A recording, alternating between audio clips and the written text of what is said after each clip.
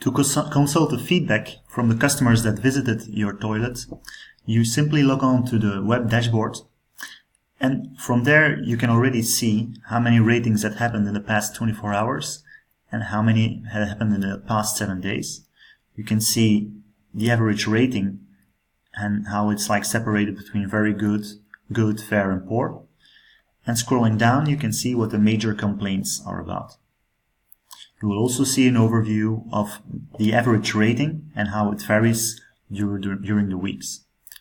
To have a more detailed view on this, you go to Toilet Units, Ratings, and from here you can, for example, select a specific toilet.